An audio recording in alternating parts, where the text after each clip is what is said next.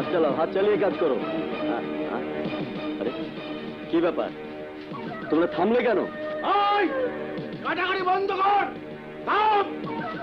ওই মেয়েরা ডরায়ও না, হাত চালায় কাম করো। হায়াত মওত আল্লাহর হাতে, তোমরা কাম করো।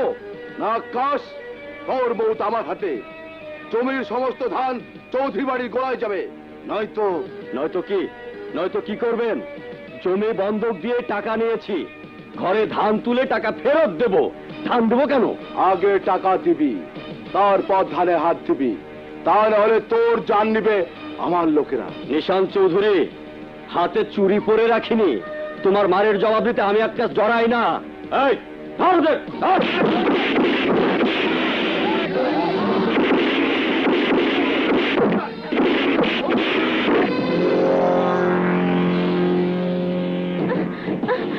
ভাইয়া ভাইয়া, নিশান চৌধুরীর লোকজন বাবাকে মারছে। নিশান চৌধুরী,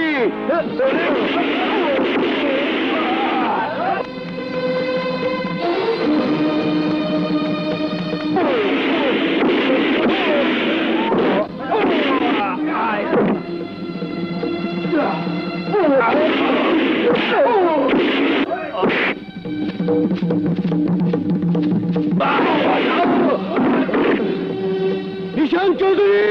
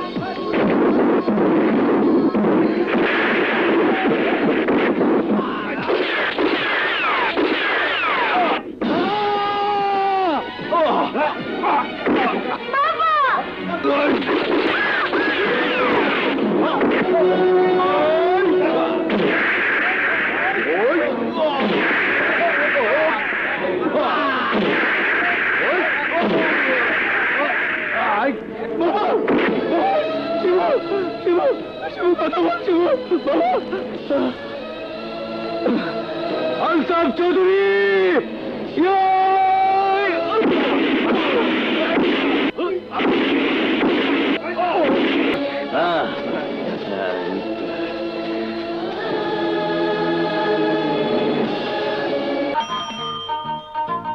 কাশিরাম কাকা, কেমন আছো তুমি?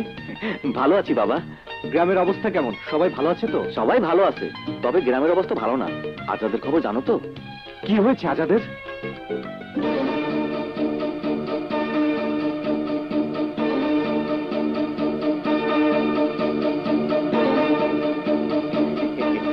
এই যে তোমার বাড়ি এসে গেছে। ও আসি কাকা। এসো বাবা। মা মা, ভাইয়া এসেছে। রাজা ভাইয়া। আরে তুই আবার কে? ভাইয়া। ও আমার ছোট বোন জোনাকি, তা এত বড় হয়ে গেছিস তুই? তুমি আমাকে কি ভাবো ভাইয়া? আমি কি সবসময় ছোট থাকবো নাকি? তা ঠিক বাবা রাজা। মা থাক থাক বাবা। মা তুমি কেমন আছো? ভালো, তুই ভালো আছিস? খুব ভালো মা। তাহলে তুই এত শুকিয়ে গেছিস কেন? কে বললো শুকিয়েছি? পরীক্ষা নিয়ে টেনশনে ছিলাম, তাই হয়তো। পরীক্ষা কেমন দিলি বাবা? ভালো। তুই পড়াশোনা করে অনেক বড় হবি, এটাই আমি চাই বাবা। শহরের লোকজন পড়াশোনা করে অনেক উন্নতি করেছে। যতদিন গ্রামের ছেলেমেয়েরা লেখাপড়া না শিখবে, ততদিন গ্রামের উন্নতি হবে না। ঘরে চলো ভাইয়া। হ্যাঁ চল।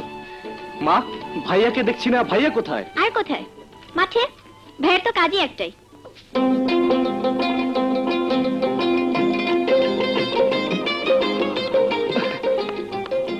ভাইয়া! আরে রাজা, ভাইয়া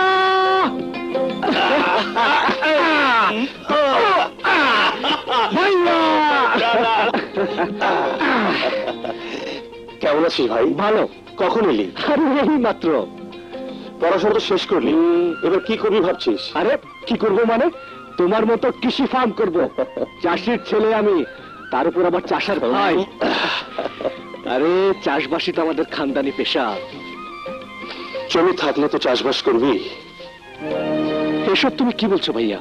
ঠিকই বলছি রাজা, আলতাফ চৌধুরী গ্রামের সব জমি দখল করে নেওয়ার পায়তারা করছে। লোভ দেখিয়ে নয়তো ভয় দেখিয়ে একের পর এক জমি কবজা করে নিচ্ছে। বললেই হলো, এটা কি মগের মুল্লুক নাকি? অনেকটা তাই। তা না হলে আজাদের পুরো পরিবারটাকে আলতাফ চৌধুরী খুন করে ফেললো, তার কিছু হলো না। আজাদকে শেষে তুলে নিতে হয়েছে অস্ত্র, ভালো ছেলেটা হয়েছে আজ জাকাত। সময় বদলে গেছে ঠিকই, কিন্তু বদলায় না এই চৌধুরী বাড়ির মানুষগুলো।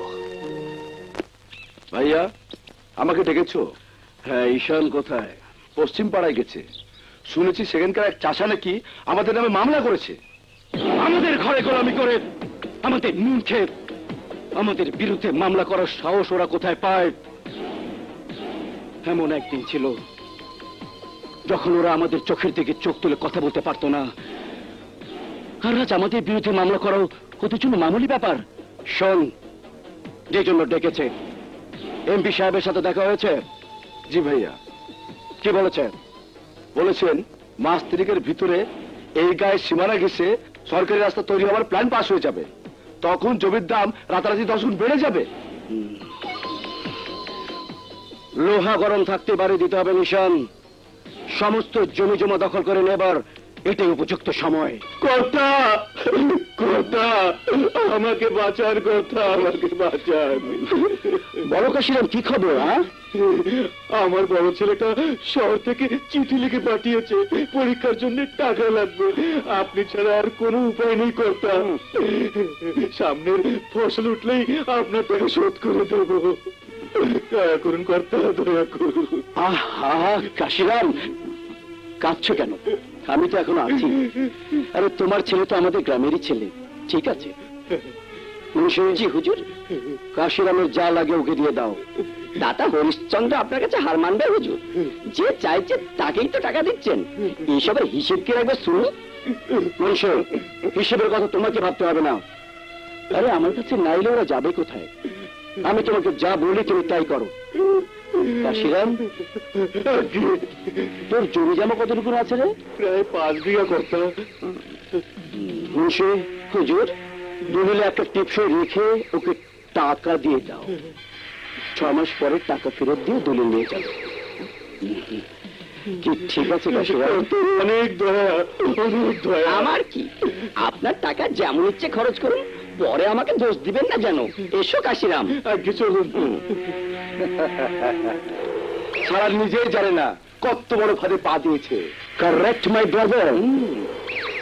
এভাবে কখনো নরম হয়ে মাথায় হাত বুলিয়ে, কখনো গরমে, কখনো ফুসলিয়ে, কখনো হুমকি দিয়ে সমস্ত জমি জমা দখল করতে হবে।